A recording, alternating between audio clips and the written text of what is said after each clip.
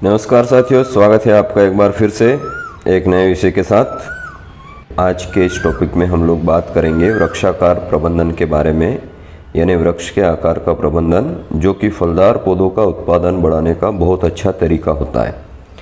साथियों, आप ये तो जानते ही हैं कि पत्ते प्रकाश संश्लेषण की क्रिया से भोजन का निर्माण करते हैं, खाद्य का निर्माण करते हैं और इस भोजन को तने में अर्थात स्टेम में संग्रहित रखते हैं। जो पत्ते प्रकाश संश्लेषण की क्रिया अर्थात फोटोसिंथेसिस से भोजन या खाद्य का निर्माण करते हैं, उस भोजन को तना अपने अंदर संग्रहित रखता है।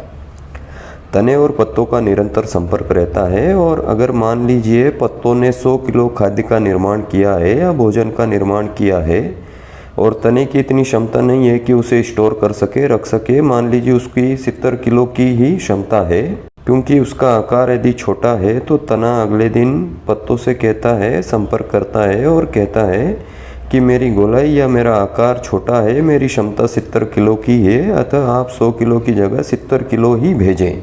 ऐसे में अगले दिन से पत्ते उतना ही भोजन प्रोड्यूस करते हैं जितना तने ने उनको कहा है। ऐसे में स्वाभाविक रूप से उपज घटती है। यदि साथियों हमें उपज को बढ़ाना है तो पत्तों द्वारा तैयार सारे भोजन या खाद्य को तने द्वारा स्टोर कर सकने की क्षमता को बढ़ाना होगा, यानी उसकी गोलाई और आकार को बढ़ाना होगा। तने का आकार जितना बड़ा होगा, भोजन को या खाद्य को संग्रहित करने की उसकी क्षमता भी उतनी ही अधिक होगी। और यदि हमें तने का आकार या उसकी गोलाई को बढ़ाना है तो हमें जड़ की गोलाई और उसके आकार को बढ़ाना होगा, उसकी लंबाई को बढ़ाना होगा। अब इस जड़ की लंबाई या गोलाई या उसके आकार को किस तरीके से बढ़ाया जा सकता है साथियों, तो इसमें कई सारे रिसर्च हुए हैं। उनके आधार पे पानी को जड़ से थोड़ा दूर दिया जाना चाहिए। पानी को जड़ से थोड़ा दूर देने से जड़ें अपनी प्यास को बुझाने के लिए पानी की तलाश में अपनी लंबाई और अपनी गोलाई बढ़ाती है, जिससे धीरे धीरे जड़ों की गोलाई और उसका आकार में भी बढ़ोतरी होने लगती है। अर्थात जो पौधे की कैनोपी होती है, यानी पेड़ के आकार की छांव से जो पेड़ का आकार होता है, मान लीजिए दिन के समय जब उस पेड़ के ऊपर धूप गिरती है तो उस धूप की छांव जहाँ तक जाती है उससे 6 इंच की दूरी पे हमें पानी रखना चाहिए। यानी ये माना जाता है कि उस छांव तक उसकी जड़ें होती है और उससे थोड़ा सा अपन 6 इंच की दूरी पे यदि पानी को रखते हैं तो जड़ें उस पानी को लेने के लिए थोड़ा सा अपना आकार को बढ़ाती है, अपनी लंबाई को बढ़ाती है।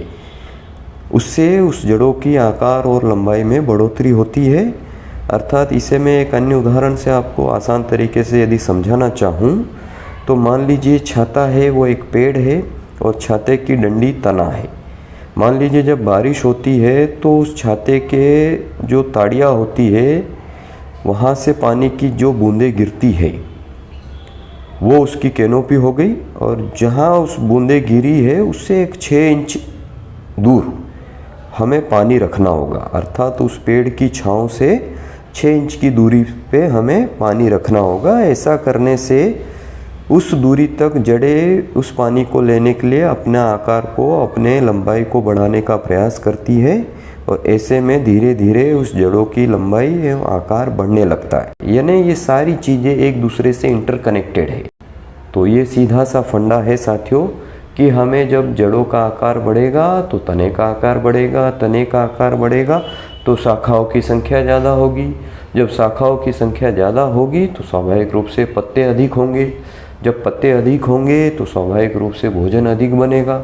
इस अधिक बने हुए भोजन को तना अपने अंदर अपनी मोटाई एवं आकार के हिसाब से संग्रहित कर पाएगा।